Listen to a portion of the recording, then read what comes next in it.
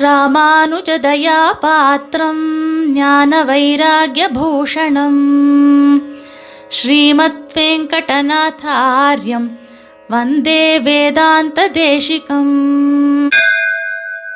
இன்றைக்கு நாம் கேட்கப் போகிற தேசிக உபதேசம் என்னவென்றால், மந்திரங்களை பகிரங்கமாக எல்லாருக்கும் சொல்லக்கூடாது என்பதுதான். இப்பொழுது தேசிக சூக்தி, சிஷ்ய குணபூர்த்தி இல்லாத சபலர்க்கு வெளியிடாதே மந்திரத்தை மிகவும் சேமிக்கவும் பிராப்தம்.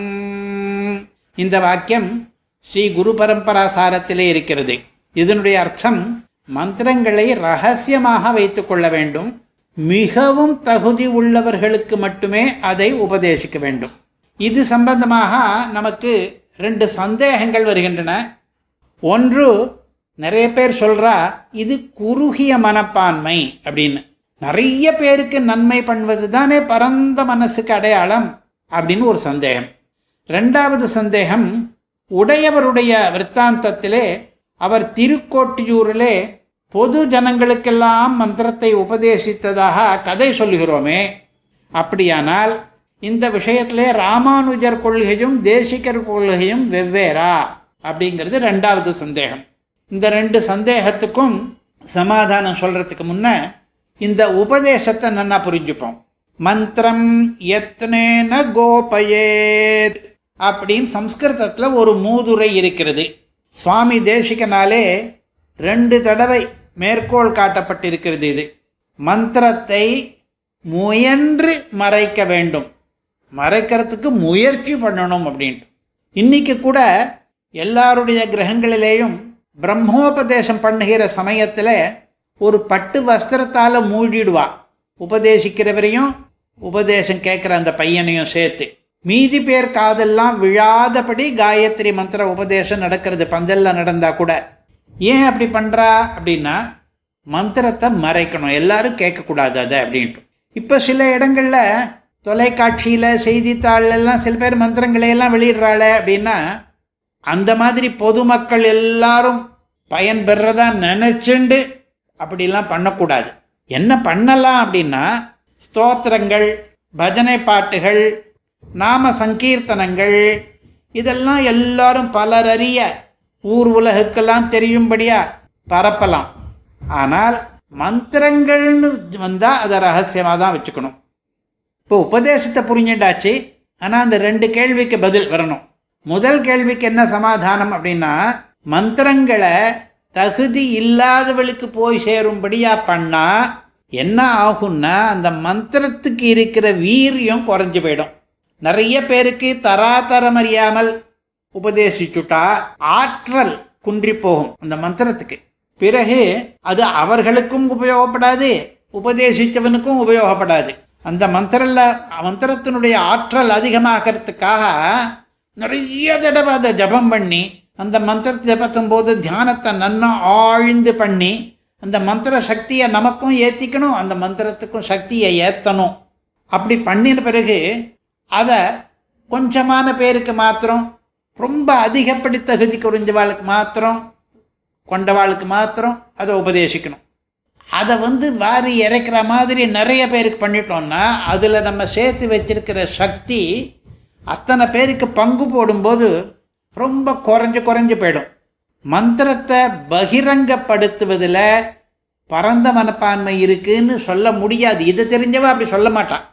ஏன்னா மந்திரத்தை பகிரங்கப்படுத்தி நிறைய பேருக்கு கொடுத்தோம்னா அதனுடைய சக்தி குறைஞ்சுட்டே போகும். ஒரு சில பேருக்காவது வீரியத்தோடு பலன் கொடுத்து கொண்டிருக்கிற ஒரு மந்திரத்தை ஒருவருக்கும் உபயோகப்படாமல் பண்ணுவதில் என்ன நல்ல குணம் இருக்கிறது? இது பற்றி நிருக்தத்தில் ஒரு ஸ்லோகம் இருக்கு. மந்த்ரோ பிராமணமேத்யாக சேவதிஸ்தேஸ்மி ரக்ஷமாம் அசூயகாயமாம் மாதாக ததாஸ்யாம் வீரியவத்தரஹ. இந்த ஸ்லோகம் வேற மாதிரியும் சொல்றா. வித்யாஹவை பிராமணமா ஜகாம கோபாயமா சேவதிஸ்தேஹமஸ்மி அசூஜகாயான் ரிச்சவேஜதாய நமா ப்ரூயா வீரியவதி ததாஸ்யாம் அப்படின்னு ரெண்டுக்கும் அர்த்தம் ஒன்று தான். மந்திரம் பிராமணங்கிட்ட வந்து மன்னாடித்தான், நான் உனக்கு நிதி போல இருக்கிறேன், நீயும் நிதியை வாரி இறைக்காதது போலே என்னையும் இறைக்காமல் ரகசியமாக வைத்துக்கொள்ளு. முக்கியமாக அசூய கொண்டவர்களுக்கு என்னை தந்து விடாதே. அப்படி ஒரு பொக்கிஷம் போல என்னை காப்பாற்றினால் என்னுடைய வீரியம் மேலும் அதிகமாகும் அப்படின்னு மந்திரமே சொல்கிற மாதிரி ஒரு ஸ்லோகம் இது. இப்போ நம்ம கொஞ்சம் யோசிச்சு பார்ப்போம். மந்திரத்தை கூட மற்ற ஸ்தோத்திர வாக்கியங்கள் மாதிரி வீரியம் இல்லாததாக மாற்றுறது நல்லதா இல்லையா அப்படின்னு யோசிச்சு பார்ப்போம். ஒரு காயத்ரி மந்திரம் அது கனகதாரா ஸ்தோத்திரம் மாதிரி ஆக்கிட்டா, இல்லை ஒரு அஷ்டாட்சர மந்திரம் இருக்குது அதுக்கும் அச்சுதாஷ்டகத்துக்கும் ஒரே வீரியம்தான் அப்படி ஆக்கிட்டோம்னா அது கெட்டது. மந்திரங்களுடைய வீரியம் குறைஞ்சி போகிறதுக்கு நம்ம காரணமாக இருக்கக்கூடாது, நம்ம மந்திரங்கள் கிட்ட அபச்சாரப்படக்கூடாது. தமிழில் மந்திரத்துக்கு மறை அப்படின்னு பேரே கூட வச்சாச்சு. ஏன்னா மறைக்கப்பட வேண்டியது மறை. இதை சுவாமி தேசிகன் கொஞ்சம் இலக்கிய நயத்தோடு பேசுவார். பண்டு நான் மறையோர் காக்கும் ஆநிதி இவையனைத்தும் கண்டவர் வில்லார் வில்ல கருதுவார் காண்கிலாரே. மந்திரம் என்கிற நிதியை கண்டவர்கள் கண்டவர்க்கும் அதை விண்டவராகார். மந்திரங்கள் பொது உடைமை ஆகாதவை. இப்ப ரெண்டாவது கேள்விக்கு சமாதானம், இந்த மறைக்கிற விஷயத்திலே ராமானுஜர் கொள்கை என்ன? மறைப்பது நல்லதா அல்லது பரந்த மனசோடு இருப்பது நல்லதா என்ற கேள்வி. அதை கேட்டால் அவர் சமாதானம், மறைப்பதுதான் பரந்த மனசுக்கு அடையாளம் என்கிறார். இதோ அவருடைய வாக்கியம். மகாமனச ஏவ கோபனீய கோபன குஷலாஹ மகாமனசாமியம் வித்யேத்யர்த்தஹ ராஜவித்யா ராஜகுஹ்யம். கீதா பாஷ்யத்தில் 6வது அத்தியாயத்தில் எழுதுகிறார், பெரிய மனசு உடையவர்கள் மட்டும்தான் மறைக்க வேண்டியதை மறைக்க வல்லவர்கள் அப்படின்ட்டு. இப்போ கேள்விக்கு வருவோம்.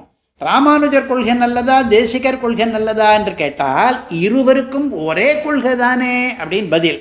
ஆனால் ராமானுஜர் மந்திரத்தை கோபுரத்து மேலேருந்து கூவினாங்கிறோமே அப்படின்னு கேட்டால் அது கொஞ்சம் மிகைப்படுத்திய கதை.